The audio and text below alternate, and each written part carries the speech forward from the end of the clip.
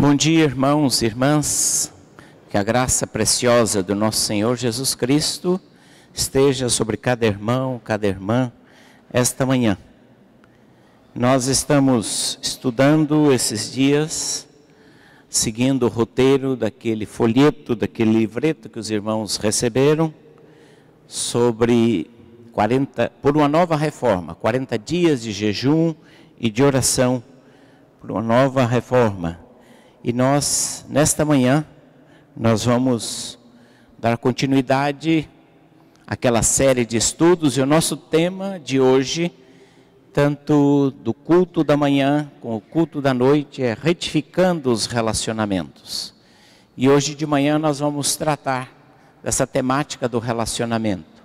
E nós queremos pedir que os irmãos abram suas Bíblias no Evangelho segundo São Marcos, no capítulo 5, onde ali nós temos uma história de restauração de relacionamentos. Nós somos seres relacionais, nós somos fruto de uma relação. Você não existiria se seus pais não tivessem se relacionado. Nós somos frutos de uma relação. E a nossa aprendizagem, tudo que você sabe, tudo que você conhece, tudo que você aprendeu de alguém. Mesmo que tenha sido um processo de intuição, mas houve um processo de diálogo e de confirmação daquilo que você sabe. A nossa cultura é fruto de um relacionamento. Nós temos um sotaque. De onde vem esse sotaque? É de um contexto de relacionamento. Por isso que as crianças do Japão, desde pequenininha, elas falam japonês, né?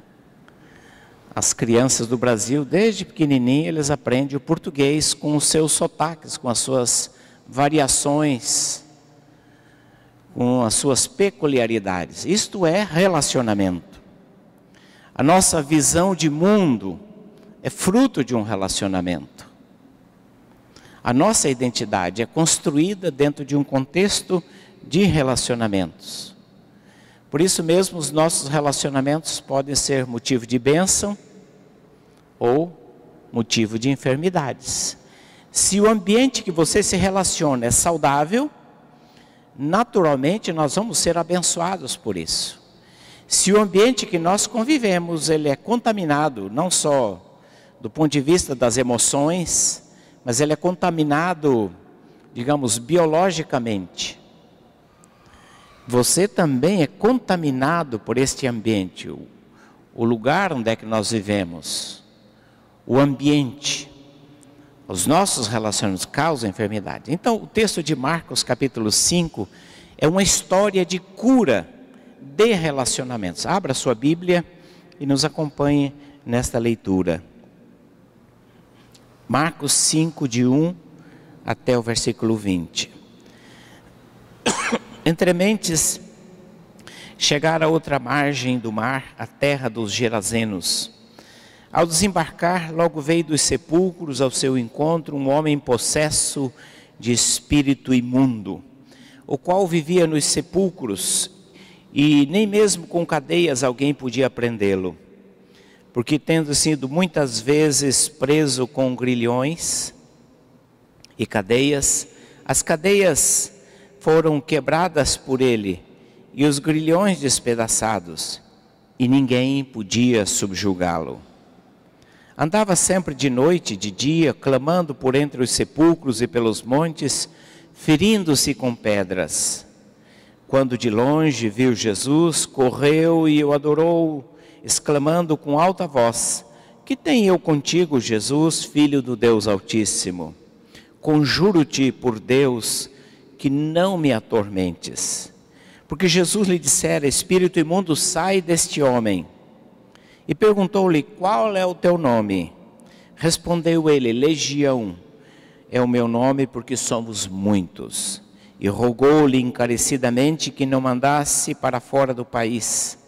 Ora, pastava ali pelo monte uma grande manada de porcos. E os espíritos imundos rogaram a Jesus, dizendo: manda-nos para os porcos, para que entremos neles. Jesus o permitiu. Então, saindo os espíritos imundos, entraram nos porcos, e a manada, que era cerca de 2.000, precipitou-se de espanhadeiro abaixo para dentro do mar, onde se afogaram. Os porqueiros fugiram e o anunciaram na cidade e pelos campos. Então, saiu o povo para ver o que sucedera. Indo ter com Jesus, viram o endemoniado, o que tivera a legião, assentado, vestido, em perfeito juízo, e temeram. Os que haviam presenciado os fatos, contaram-lhes o que acontecera ao endemoniado e acerca dos porcos, e entraram a rogar-lhe que se retirasse da terra deles. Ao entrar Jesus no barco, suplicava-lhe o que for endemoniado que o deixasse estar com ele. Jesus, porém, não lhe o permitiu, mas ordenou-lhe: vai para a tua casa, para os teus, anuncia-lhes tudo o que o Senhor te fez e como teve compaixão de ti. Então, ele foi e começou a proclamar em Decápolis tudo que Jesus fizera, e todos se admiravam. Esse texto mostra que existem 3 áreas dos nossos relacionamentos. Você está sempre se relacionando, se transitando nessas 3 áreas, quer tenha consciência, percepção deles ou não. Nós sempre transitamos na vida nessas 3 áreas. A primeira área é a área da verticalidade. É tudo que diz respeito à autoridade, regras, normas.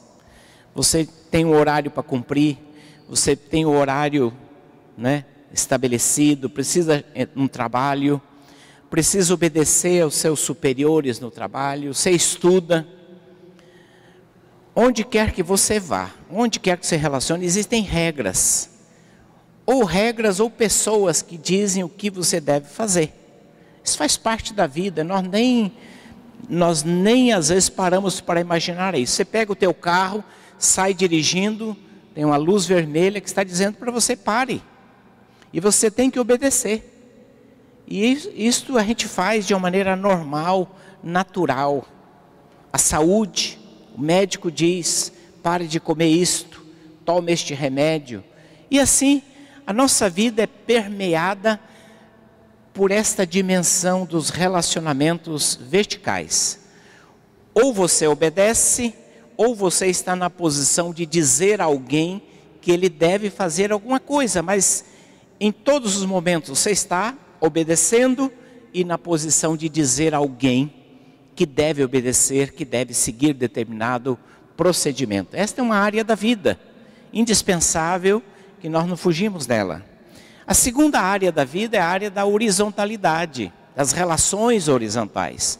São os nossos relacionamentos de igualdade.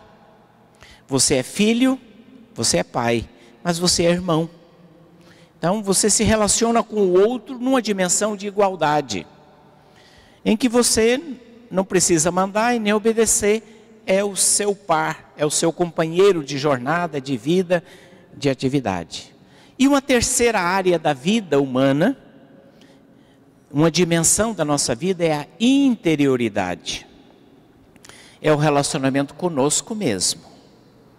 É você que pensa, reflete sobre a sua vida, você que reflete sobre a tua existência, olha no espelho, se vê, puxa, nossa, preciso me arrumar, preciso dar um grau. É você que às vezes fala com você mesmo: nossa, como eu fui bobo, nossa, como eu errei. É você falando com você. E tem gente que às vezes fala sozinho, que conversa com ele mesmo. Às vezes, na falta de alguém para conversar, precisa conversar com ele mesmo. Então é a dimensão da nossa interioridade, essas 3 áreas. E essas 3 áreas estão presentes nesse texto. Essas 3 áreas, elas foram corrompidas, elas foram deturpadas pelo pecado, pelo diabo. Não sabemos a história deste homem, mas nós só vemos a ponta final, o extremo, como essas três áreas foram corrompidas. Mas não apenas corrompidas e ali influenciadas pelo diabo, mas como elas foram restauradas pelo Senhor Jesus. Veja na dimensão vertical como foi corrompida esta área. Este homem, quando Jesus se aproxima, ele diz: não me atormentes. A presença de Jesus é um tormento. Ele não tolera a presença de Jesus. A presença de Jesus é um incômodo. Assim como os gerazenos também pediram: Jesus, se retire, pode ir daqui. Nós preferimos os nossos endemoniados, os nossos porcos, do que a tua presença. Porque a presença de Jesus é intolerável. Porque o ser humano corrompido na sua natureza não aceita Deus, recusa Deus, foge de Deus, desobedece a Deus, está em rebeldia com Deus. E aqui, essa situação extrema, que ele recusa a presença de Deus. Por isso o ser humano, ao longo da vida, ele está sempre tentando se afastar de Deus. Deus é uma espécie de tormento, de incômodo. Por isso as pessoas se sentem incomodadas com Deus, e por isso que muitas pessoas às vezes dizem: não existe Deus nada. Muitas pessoas dizem: não existe Deus, isso é besteira, é criação da igreja para manipular as pessoas. Esse negócio de Bíblia, isso é uma tentativa para controlar as pessoas. E as pessoas desmerecem a Deus e desmerecem a Bíblia, porque Deus e a Bíblia, a sua palavra, incomoda. As pessoas se sentem incomodadas, porque a Bíblia diz determinadas coisas, a Bíblia denuncia, a Bíblia aponta um caminho, a Bíblia é luz, ela lança luz sobre uma situação, e essa situação muitas vezes é incômoda, e por isso é melhor dizer que a Bíblia é mentira, que Deus não existe, que religião é uma coisa da criação humana, que papel aceita tudo, e assim por diante. É uma forma de negar, ou uma forma também de lidar, de fugir dessa submissão à autoridade, é deformar. Você empobrece Deus. Não, Deus existe, mas Ele não é assim tão santo, tão justo, como às vezes vocês querem falar. Deus é bonzinho, no fim Ele vai aceitar todo mundo. No fim Deus vai passar a mão na cabeça de todo mundo e vai dizer: olha, foi só um susto que eu queria dar em vocês. Na verdade eu não queria condenar ninguém, na verdade eu estava só brincando com vocês. Isso é empobrecimento de Deus. Mas também existe outra forma de afastar Deus, é pela indiferença. Eu não me importo se Deus existe, não existe, é uma hipótese dispensável. Eu não preciso de Deus para organizar a minha vida, eu sou o meu próprio Deus, o meu próprio Senhor. Então, portanto, na área da verticalidade é uma área que nós lidamos com dificuldade. Mas na horizontalidade também este homem, você percebe sintomas de distorções profundas nos seus relacionamentos. Diz o texto bíblico de Lucas, o texto paralelo, que ele andava nu. Quer dizer, ele não estava nem aí pelo que o outro sentia. Não estava preocupado com o impacto, não estava preocupado com que o outro pudesse se chocar com aquele quadro, aquele homem andando nu, talvez descabelado, barbudo, há muito tempo não se banhava, andando pelos desertos, pelos sepulcros, gritando, aterrorizando aquela comunidade. Aquele espetáculo era um espetáculo dantesco, era um espetáculo terrível. Mas ele não estava preocupado com o impacto que ele causava nas pessoas. Ele perdeu a sensibilidade, perdeu a vergonha. É interessante que ele também não vivia socialmente, ele vivia nos sepulcros, morando em um cemitério, morando nos lugares desertos. A convivência dele com a família havia se tornado uma impossibilidade. A família não aguentava, talvez a família teve que expulsá-lo de casa, porque não suportava mais aquele homem, naqueles acessos de raiva, de fúria incontroláveis. Ele teve que sair de casa, a família não tolerava mais aquele homem. Ninguém podia subjugá-lo, ninguém poderia controlá-lo. Ele não ouvia ninguém, não atendia ninguém. Então a convivência dele com as pessoas era uma convivência insuportável, intolerável, por conta da obra maligna que havia se operado naquele homem. Seu estado de pecado à mercê do diabo. A presença dele, o convívio dele com as pessoas era insuportável. Um filósofo francês escreveu muitas peças de teatro como forma de divulgar as suas ideias, chamado Jean-Paul Sartre. Ele disse que o inferno são os outros. Diz que a convivência, numa das suas peças, ele coloca 4 pessoas presas em um elevador. E esta convivência vai se tornando tão intensa e insuportável, de tal maneira que a conclusão, o inferno está no outro. Que uma pessoa pode ser o inferno da outra, o motivo do sofrimento da outra. E nós vemos tantas situações em que isto realmente acontece. Outro filósofo inglês do século XVIII, ele disse que o homem é o lobo do homem. De tal maneira que nas suas atitudes, na sua conduta, na sua postura, são posturas destrutivas, que corroem, que ferem, que machucam. Esta é a situação de relacionamentos corrompidos, destruídos, onde o Senhor ainda não operou. E na dimensão da interioridade, da relação consigo mesmo, aquele homem, ele tinha um comportamento autodestrutivo. A Bíblia diz que ele andava de noite e de dia entre sepulcros e desertos, ferindo-se com pedras. Isso é um comportamento autodestrutivo. Uma pessoa que não descansa, não se alimenta, não se banha, não repousa. E além disso se feria com pedras.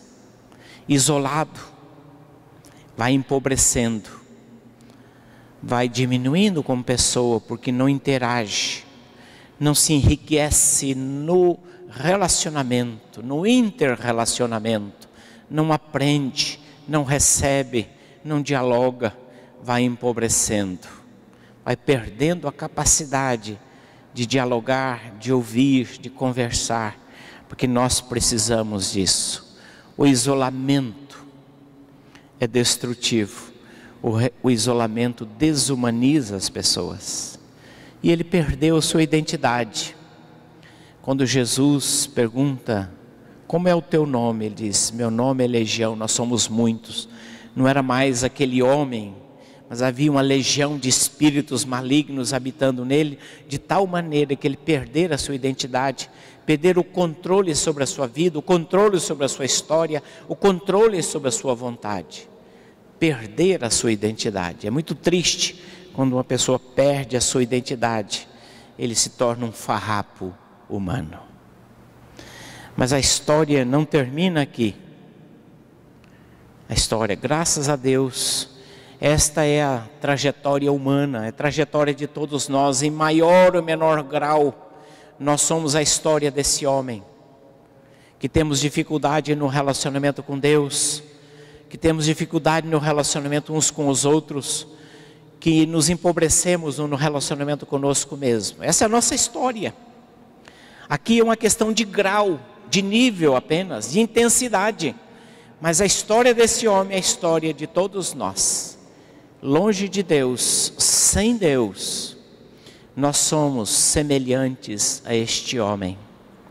Mas graças a Deus que há um processo de restauração. O texto bíblico diz que Jesus chegou a outra margem. Ele veio e atravessou um mar, uma distância para que pudesse ir ao encontro daquele homem e ao nosso encontro. Ele atravessou, ele veio ao nosso encontro. E ele chega ordenando aqueles poderes que habitam indevidamente aquele ser humano, porque o ser humano não foi criado para ser habitação de Satanás. O ser humano não foi criado para a habitação de espíritos imundos. O ser humano não foi criado para ser governado, dirigido, orientado por espíritos malignos. O ser humano foi criado para ser a habitação do Espírito Santo de Deus. Esta é a nossa vocação. Este é o propósito de Deus. Nós somos criados para sermos templos do Espírito Santo de Deus. Você foi criado para ser a habitação do Espírito Santo de Deus. Por isso Jesus chega e diz: sai deste homem, saia, porque este não é o teu lugar de direito. Este não é o teu lugar. Este lugar pertence ao Senhor. E Jesus a restaura ali então a verdadeira autoridade. Ali tem um poder que está controlando a vida daquele homem. E agora tem um outro poder que pode controlar, não de maneira destrutiva, um poder que controla de maneira que exalta, que cura, que restaura, que é a presença de Jesus. E é isso que nós precisamos entender, que a submissão à autoridade ao Senhor Jesus é a nossa cura, é a nossa saída, é a nossa restauração. Só quando a gente submete a vida ao Senhor Jesus, é quando a gente entrega a vida ao Senhor Jesus, é que esta verdadeira autoridade, aquele que tem legitimidade, aquele que de fato e de verdade pode ter autoridade sobre a nossa vida, que podemos chamá-lo de Senhor e reconhecer como Senhor, pode curar os nossos relacionamentos. E é interessante que este homem foi curado, porque a princípio ele diz: vieste atormentar-nos. Mas depois de curado, ele está sentado ao lado de Jesus. Ele deseja a presença de Jesus e pede para acompanhar Jesus. E Jesus, que não permite, diz: não, você tem uma tarefa para fazer. Mas este homem está sentado e quer acompanhar o Senhor Jesus. Ele deseja a presença de Jesus. Este é um sinal de uma vida restaurada. Desejar a presença de Deus. Esta é uma identificação daqueles que já foram restaurados pelo Senhor Jesus. Eles sentem-se bem, alegres, felizes, diante da palavra, com os irmãos, ouvindo o Senhor, porque este é um sinal que alguma boa obra já foi iniciada na vida do ser humano. Mas a restauração divina não foi apenas no que diz respeito à autoridade, à verticalidade, foi no que diz respeito ao relacionamento. Diz o texto bíblico que este homem agora estava vestido em perfeito juízo. Agora ele se vestiu, agora ele se preocupava com o outro, de não causar mal-estar pela sua nudez. Ele se preocupa com o outro, a sua nudez. Agora ele diz: não fica bem. Os irmãos já perceberam que parece que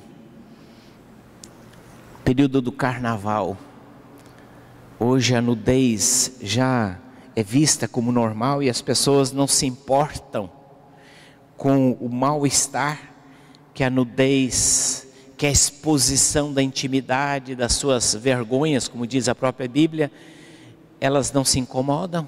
Isso é um sintoma. Mas que a pessoa restaurada, ela se preocupa com o outro. Ela se preocupa. Ela pensa: olha, não fica bem.